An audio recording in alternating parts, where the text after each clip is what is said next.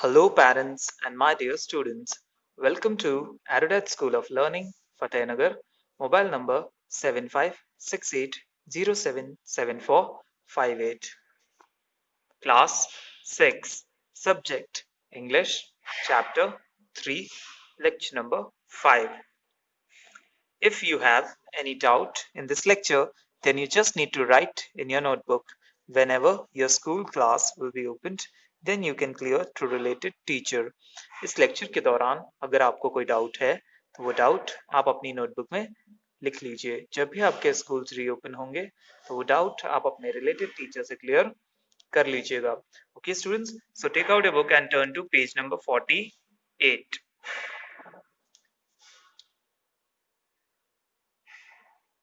Okay, so here we have an activity that is word wall.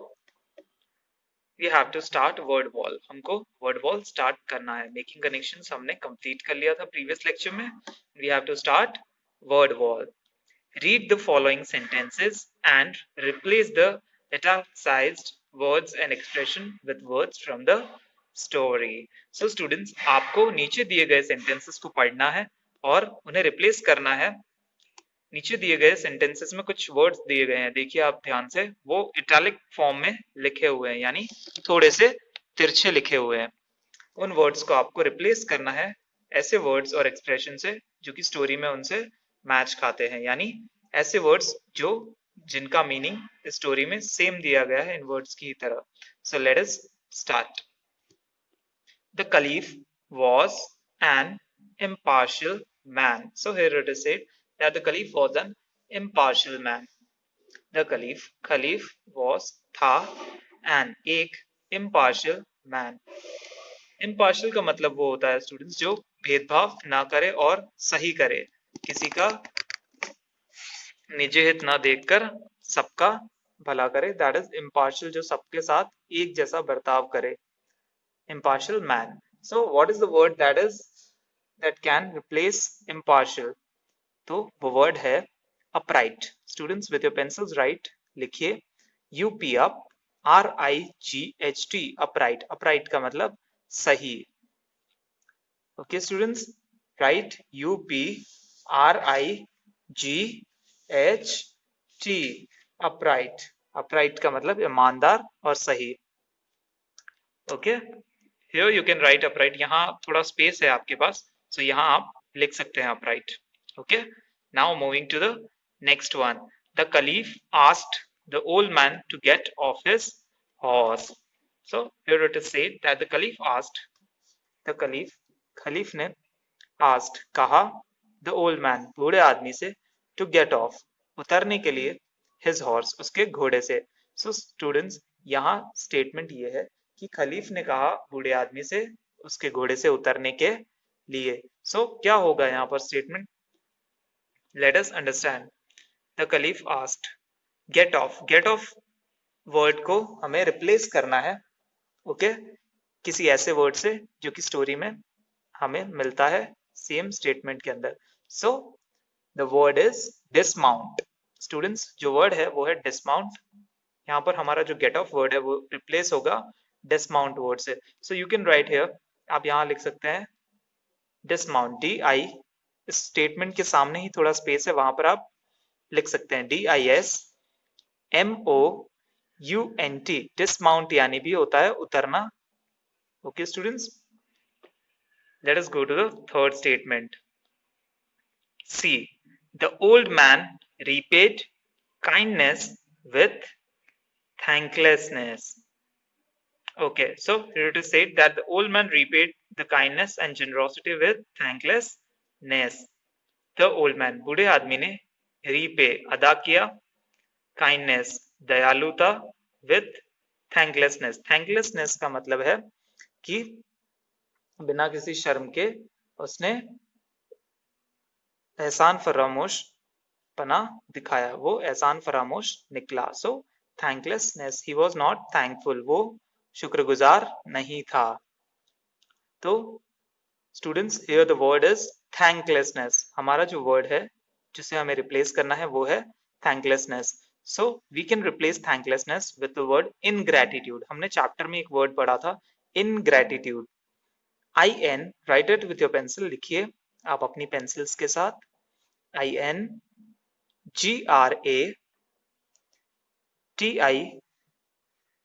gratitude, ingratitude. Okay, students, have you written ingratitude? ingratitude, ingratitude. हम ingratitude का मतलब भी समझ सकते हैं, thanklessness same है, मीनिंग दोनों का. Now T1, the old man sobbed and shed insincere tears. So here it is said that the old man sobbed and shed insincere tears. The old man, बूढ़ा आदमी, sobbed. Sobbed का मतलब होता है रोना, and और shed बहाना, insincere tears झूठे आंसू. So we can replace these both words. We have to replace these both words, students. इस sentence में हमारे पास दो words हैं. First one is sobbed and second one is insincere tears. So we have to replace them both. हमें इन दोनों को replace करना है, बदलना है. So the word for sobbed is, sobbed के लिए जो word है वो है, लिखिए आप अपनी पेंसिल से इस full stop के बाद, wailed, wailed. Students, if you remember, we have read this word in the chapter wailed. wailed, wailed का मतलब भी होता है रोना, comma. Now we are writing the word for insincere tears. अब हम लिखेंगे word insincere tears के लिए. So write it. False tears. FALSE, false. False यानी झूठे या झूठा. Tears. TEARS, tears, आंसू. Okay, students, false tears. Next one is E. The Qadi asked the merchant if there were any persons who could prove his stand. So here, look, students, many words are here in a phrase. Any persons who could prove his stand. So the Qadi asked, Qadi ने पूछा the merchant, व्यापारी से, if there, अगर वहां, were, थे, any persons who could prove his stand. So here he is asking, यहाँ वो पूछता है any persons who could prove his stand. कोई भी इंसान जो उसकी बात को साबित कर सके, प्रूव कर सके यानी साबित कर सके, उसकी बात को साबित कर सके, ऐसा कोई व्यक्ति. So students, यहाँ पर कोई एक वर्ड ना होके एक फ्रेज है any person who could prove his stands. ये जो स्टेटमेंट का पार्ट है, बहुत बड़ा पार्ट है ये सेंटेंस का, उसको हमें एक वर्ड से रिप्लेस करना है, that is witness. Students, you can write here, आपके पास यहाँ स्पेस है स्टैंड के बाद, आप यहाँ लिख सकते हैं विटनेसेस. WIT लिखिए, WIT NESSES. Okay, students, I am repeating the spelling. WIT NESSES. Done? Okay, so let us move to the next statement. Your judgment is most wise, exclaimed the Caliph with great respect. So here the word in italic form is great respect. What does it mean? Okay, let us understand. Your judgment, आपका फैसला, is most wise, सबसे समझदारी भरा है. Exclaimed, said, कहता है, the Caliph, खलीफ ये कहता है, with great respect, बड़ी इज्जत के साथ. So the word great respect can be replaced with admiration. The word is admiration. Right, students? I N in admiration. ADMIRATION.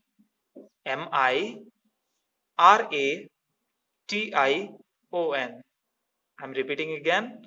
ADMIRATION. Admiration. Okay. Done, students? So after completing this, it would look some like what? This. आपका जब answers हो जाएंगे तो वो कुछ इस तरह से दिखेगा. So if you have missed something, you can complete it now students, अगर आपने कुछ मिस कर दिया है तो उसे आप अभी कंप्लीट कर सकते हैं. Now let us move to the question number 2 of this activity. Okay.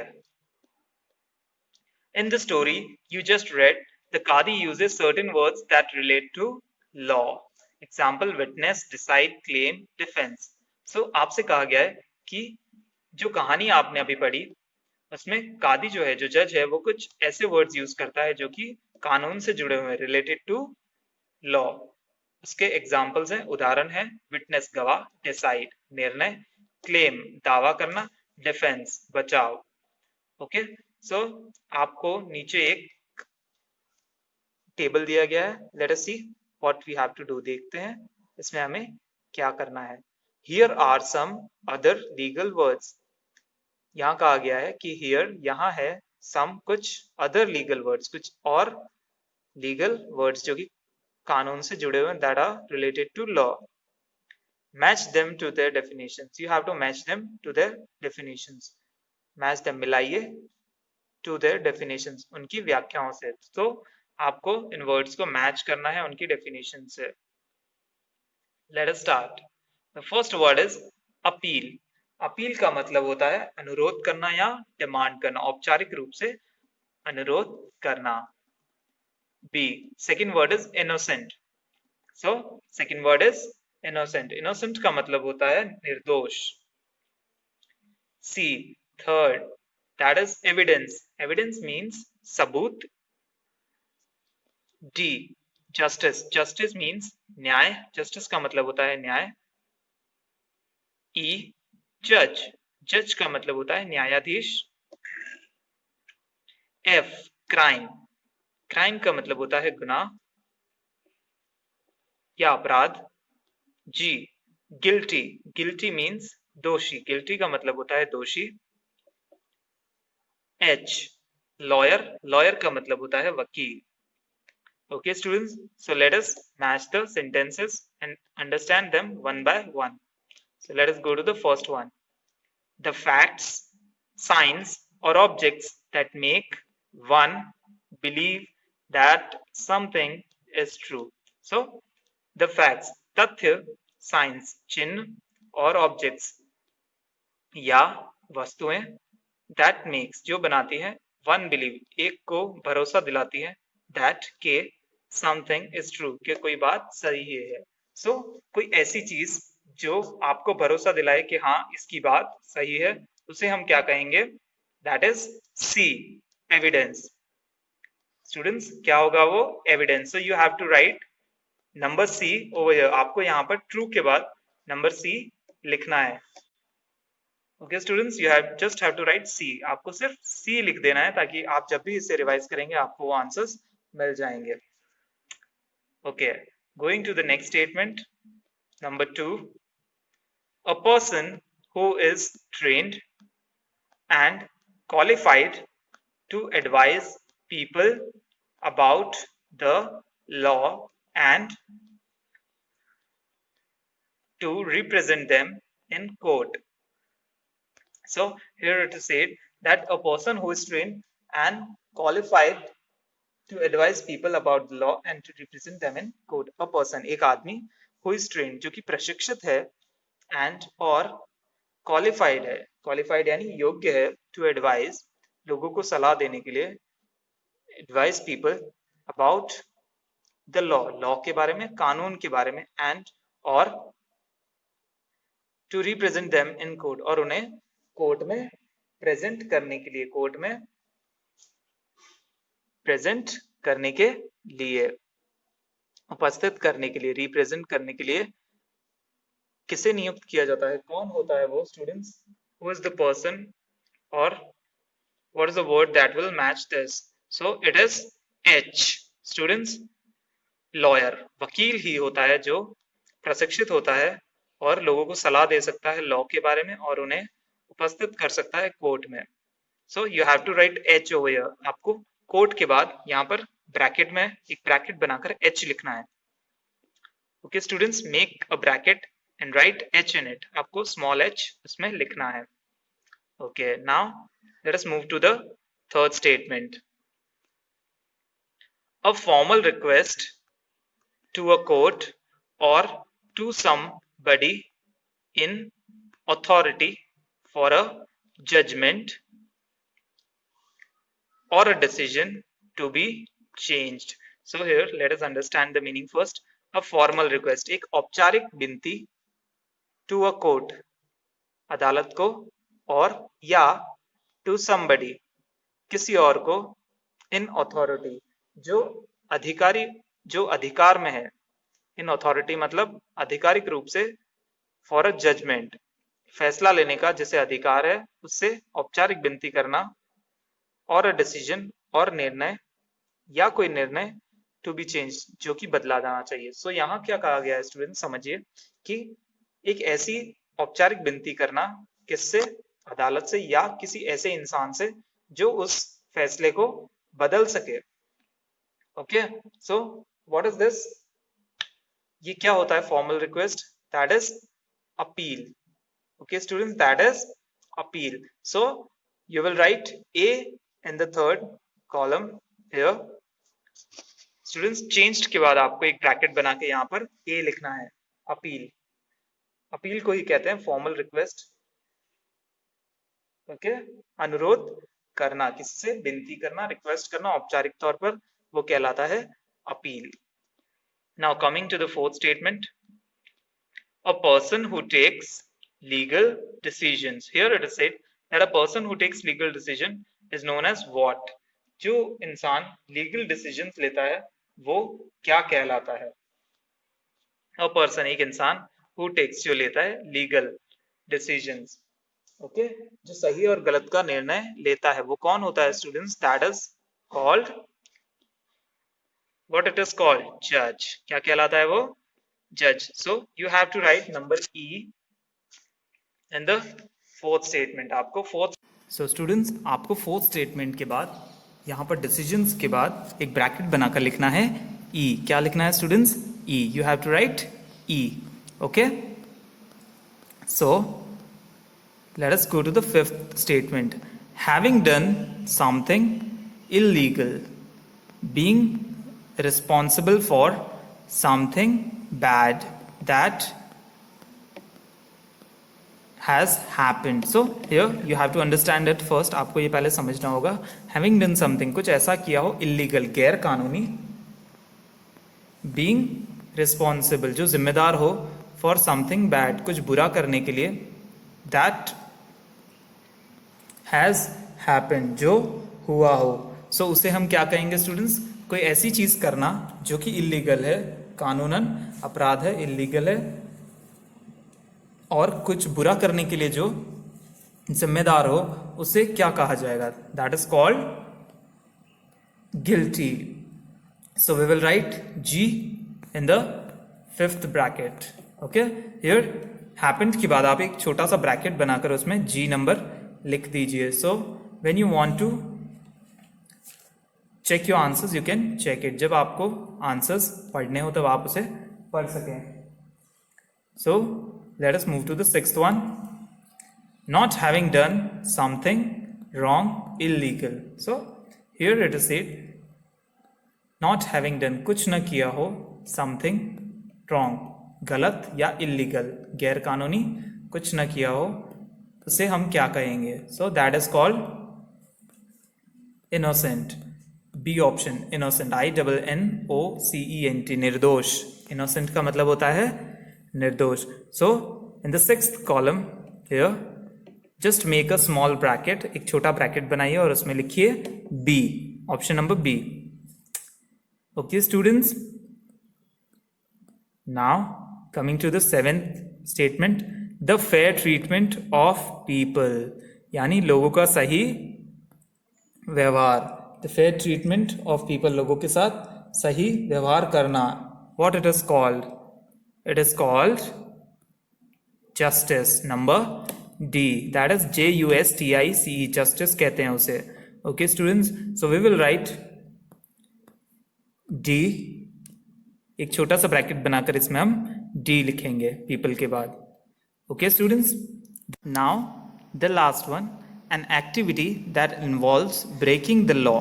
So here it is said that an activity which involves breaking the law. ऐसी कोई गतिविधि जिसमें हमें कानून तोड़ना पड़े उसे हम क्या कहेंगे? स्टूडेंट्स क्या कहेंगे उसे? Crime. F number, that is जुर्म. क्राइम को क्या कहते हैं? जुर्म या गुनाह या अपराध. So just you have to write is number F. यहाँ पर आपको एक ब्रैकेट बनाकर नंबर एफ लिखना है. Okay students, after completing this it would somehow look like this. ये कुछ इस तरह से दिखेगा जब आप कंप्लीट कर लेंगे अपना टेबल. सो ये टेबल इस तरह से दिखेगा. If you want to check and make some corrections you can make it. अगर आप चाहें इसे चेक करना तो चेक कर सकते हैं और कोई करेक्शन भी कर सकते हैं. Okay students, so you in homework you have to revise this activity. I hope you like the video. Thank you for watching.